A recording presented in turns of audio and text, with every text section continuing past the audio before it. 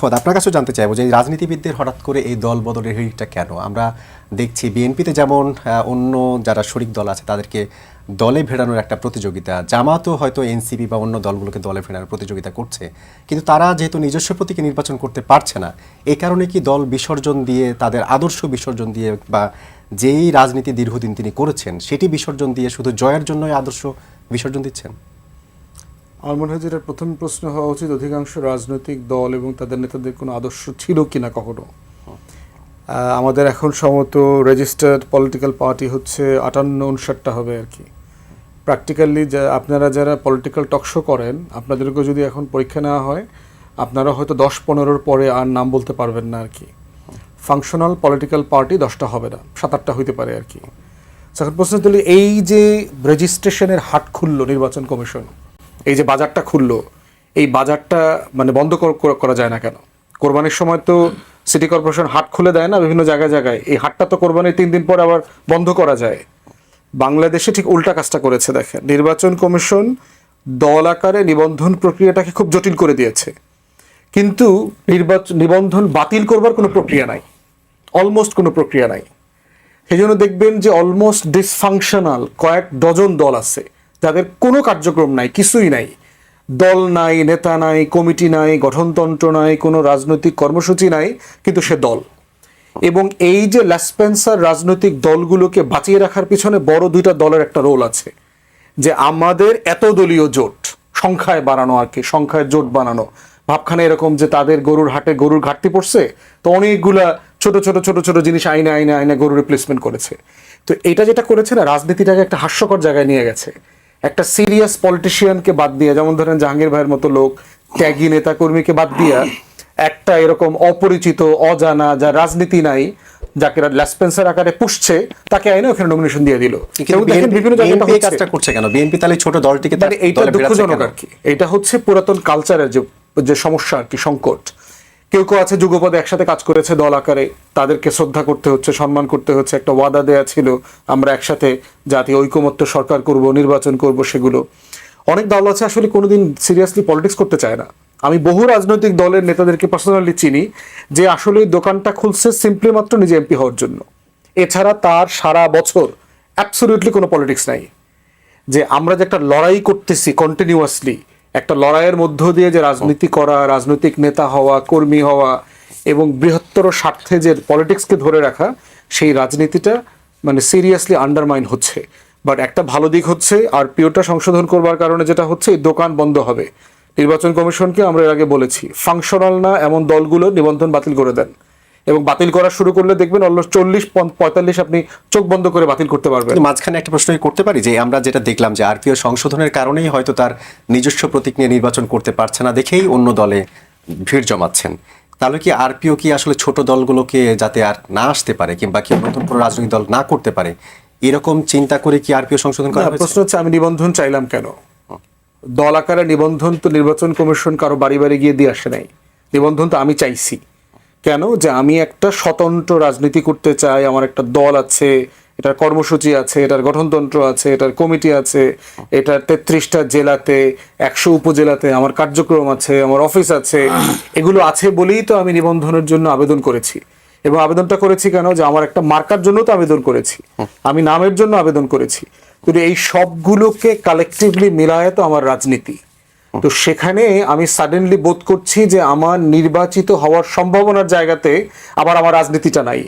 তাহলে আমার রাজনীতিটা বনাম আমার নির্বাচিত হওয়ার সম্ভাবনা, এই মুখোমুখি জায়গায় তো ইলেকশন কমিশন আপনার নির্বাচিত হওয়ার সম্ভাবনার জায়গা তো বেছে নিতে পারে না, এটা তো রাষ্ট্রীয় প্রোটোকল হতে পারে না। অতএব সেই জায়গায় নির্বাচন কমিশনকে সিরিয়াস হওয়া দরকার, যে নিবন্ধিত দলগুলোকে অডিট করা দরকার, আসলে তারা পলিটিক্যাল পার্টি আকারে ফাংশন করছে কিনা। যদি না করে থাকে, তাদেরকে চিঠি দিয়ে আপনার কর্ষণ করে তাদের নিবন্ধন বাতিল করে দেওয়া দরকার। এটা একটা হাস্যকর জায়গায় পরিণত হয়েছে। এর বাইরে অনিবন্ধিত শতাধিক দল আছে, 2 জন 3 জন 5 জন মিলে আমাদের অফিসও আসছে। 15টা দলের নেতারা আসছে, ওনারা নির্বাচন করতে চায়। 15টা দলের কারো নামই আমি কোনোদিন শুনি নাই, কাউকে চিনি না। তাহলে এখন প্রশ্ন হচ্ছে যে এই যে রাজনীতি করা, দল ওপেন করা, নেতা হওয়া, মানে এটা খুবই লো ক্লাস পলিটিক্যাল অ্যাক্টিভিজম। এবং এইটা মানে এটা একটা কালচারাল পরিবর্তন দরকার, একটা গুণগত সাংস্কৃতিক মূল্যবোধের পরিবর্তন দরকার। তা না হলে যেটা হবে যে, এবং বড় রাজনৈতিক দলগুলোকে ডিসাইসিভ হওয়া দরকার যে আপনারা ল্যাসপেন্সার পোষার রাজনীতি বন্ধ করেন। বিএনপিকে দেখেছি ঐকমত্য কমিশন এরকম অনেক ল্যাসপেন্সার পুষত, তারা বিএনপির হয়ে বাকি সবার সাথে বেয়াদবি করতে, কাজ হলো তাই। এটা কি লাভ হচ্ছে? এতে বিএনপির সম্মান নষ্ট হইতো। আমরা বিএনপি নেতাদেরকে বলছি, ভাই আপনার পয়েন্ট আপনি বলেন, আপনি অন্যদেরকে দিয়ে আরেকজনকে গালাগালি করাইতেছে কেন? তারা ইশারা দিত, কাকে কখন স্লিপ দিবে, এগুলো আমরা দেখেছি। আওয়ামী লীগের সময় আমরা এগুলো দেখেছি, এবং এটা করে দিন শেষে হয় কি, ওই দলের রাজনীতি থাকে না। এই জন্য বড় দলগুলোকে যেভাবে করা দরকার, কালচারাল মূল্যবোধের জায়গায় অ্যাড্রেস করা দরকার, এবং নির্বাচন কমিশনকে ডিসাইসিভ হওয়া দরকার নির্বাচনের পরে, যে তাদেরকে শোকজ করে নিবন্ধন বাতিল করে দেওয়া দরকার। যেটা আমরা জানি যে এবি পার্টিও এবার নির্বাচনে অংশগ্রহণ করছে। এই এমন কি ঘটনা ঘটতে পারে যে আসলে আপনার কোনো দলের কোনো নেতা যিনি নির্বাচন করতে চেয়েছিলেন তিনি হয়তো শেষ পর্যন্ত জামাতের সাথে ভিড়ার কারণে দাঁড়িপাল্লা ইলেকশন করতে পারে? না, কোনো সম্ভাবনা নেই। জামাতের পলিটিক্স এটা ওয়ার্ক করবে না। কারণ জামাতের পলিটিক্স ডিসিপ্লিন পলিটিক্স, মানে আপনি দলের নেতা নাই, সে একজন ওখানে যাবে, যোগ দিবে, কালকে যোগ দিলে, এটা বিএনপি আওয়ামী লীগের পলিটিক্সে ফ্লেক্সিবিলিটি আছে। আপনি একজন সাবেক সেনাপ্রধান, সাবেক সচিব, আপনি 2 মাস আগে জয়েন করে আপনি নমিনেশন পেয়ে এমপি মন্ত্রী হয়ে যেতে পারবেন, কোনোদিন পলিটিক্স করেন নাই। এরকম বহু নেতা কর্মী আছে। জামাতের পলিটিক্স এটা ওয়ার্ক করে না, ফাংশন করে না। So এটা কৃষ্ণনন্দীকে দিল না, ভাঙতেছে, কৃষ্ণনন্দীকে দিল না। হ্যাঁ, এটা প্র্যাকটিক্যালি করতে পারবে না। ওইটা হচ্ছে কিছু করতেছে সেরিমোনিয়াল, এবং এটা করে কিন্তু দলের ভিতরে তারা প্রচুর রেপারকেশনের শিকার হচ্ছে, এবং এইটা সংস্কার আকার এসে কন্টিনিউ করতে পারবে না। জি, জনাব এস এম জাহাঙ্গীর, আপনার কাছে একটা বিষয় জানতে চাইবো যে আমরা দেখলাম মনোনয়নপত্র দাখিলের যখন আর মাত্র 2টা দিন বাকি, তখন দেখা যাচ্ছে বিএনপির মধ্যেই অনেক ক্ষেত্রে গুরুত্বপূর্ণ প্রার্থীদেরও মনোনয়ন বাতিল করা হচ্ছে কিংবা পরিবর্তন করা হচ্ছে। আমরা যেটা দেখেছি চট্টগ্রামে আজকে আমির খসরুর আসন পরিবর্তন করা হয়েছে, চট্টগ্রামে সীতাকুণ্ডের প্রার্থী চেঞ্জ করা হয়েছে। শেষ মুহূর্তে এসে এই ধরনের পরিবর্তনগুলোর কারণ কি বলে আপনি মনে করেন? আসলে আমাদের তো জাতীয় নির্বাচন, জাতীয় স্বার্থে, দলের স্বার্থে অনেক সময় অনেক কিছু আমাদের মেনে নিতে হয়, করতে হয়। এখন আপনি যে গুরুত্বপূর্ণ আসনগুলোর কথা বললেন, সেখানে অনেক গুরুত্বপূর্ণ প্রার্থী ছিল, আছেন। হয়তো দেখা গেছে যে বিভিন্ন কারণে তার চেয়ে বেশি অধিক গুরুত্বপূর্ণ যে নেতারা সেখানে আছে, যাকে এখানে সেখানে মনোনয়ন দেওয়া হয়েছে, যাকে পরিবর্তন করা হয়েছে, তার চেয়ে অধিকতর বেশি গুরুত্বপূর্ণ হয়তো দলের জন্য, হয়তো দেশের জন্য, হয়তো সরকারের জন্য। সেই সমস্ত কারণেই ওখানে মনোনয়ন পরিবর্তন করা হচ্ছে। এর বেশি তো আর কিছু আছে বলে আমি মনে করি না। কাজে যথাযোগ্য মর্যাদা সম্পন্ন লোককেই মর্যাদা দেওয়া হয়, এটাই হলো মূল কারণ, এটা অন্য কিছু না। তারপরে আমরা এখন পর্যন্ত যেটা জানি যে আপনাদের শরিকদের জন্য কিছু আসন যেমন ছেড়েছেন, বিএনপির নির্দিষ্ট কিছু আসনে যেমন প্রার্থী ঘোষণা করা হয়েছে, কিন্তু এখন পর্যন্ত আরো প্রায় 14-15টি জায়গায় প্রার্থিতা দেওয়া হয়নি। এই আর মাত্র 2 দিন বাকি, এটা নিয়ে বিএনপি কি ভাবছে? এটা তো আরও টাইম আছে, যেহেতু আমাদের টাইম আছে, 29 তারিখের মধ্যে জমা দেওয়ার ডেট আছে। তার স্বাভাবিক কারণে জোট যেহেতু আছে, জোটের সাথে আলোচনা করে বা পাশাপাশি আমাদের এবার মনোনয়নগুলো অনেক আগে নির্ধারণ করা হয়েছে, ডিক্লেয়ার করা হয়েছে। সেই ক্ষেত্রে লোকালি যদি কোনো রকম কোনো সমস্যা থাকে বা অনেক সময় গ্রুপিং থাকে, সেই জিনিসগুলো দেখে সেখানে প্রার্থীতা আবার যাচাই বাছাই করে বা লোকালি ইনফরমেশন নিয়ে যে কাকে ওখানে প্রার্থী করলে ভালো হবে, সব বিবেচনা করে একটা ভালো প্রার্থী দেওয়ার জন্য যা যা করণীয় সব কিছু বিবেচনা করে প্রার্থী বাছাই করা হয়। কাজে ওই জায়গাগুলো হয়তো সেরকম কোনো সমস্যা আছে, যার কারণে হয় যাচাই বাছাই আরও পরিপূর্ণ করে পরবর্তীতে 29 তারিখের আগে হয়তো সেই প্রার্থীগুলো ডিক্লেয়ার করবে, এটি স্বাভাবিক। ডাক্তার জাহিদুর রহমান, আমরা দেখছিলাম যে কিছু পদত্যাগের কথা বা দল বদলের কথা শুনছিলাম। আমরা আজকে দেখেছি ঢাকা 9 আসন থেকে মনোনয়নপত্র পেয়েছিলেন এনসিপি নেত্রী তাসনিম জারা। তিনি আজকে ঘোষণা দিয়েছেন তিনি একই আসন থেকে নির্বাচন করবেন, তবে তিনি আর এনসিপি থেকে নয়, স্বতন্ত্র প্রার্থী হিসেবে ইলেকশন করবেন।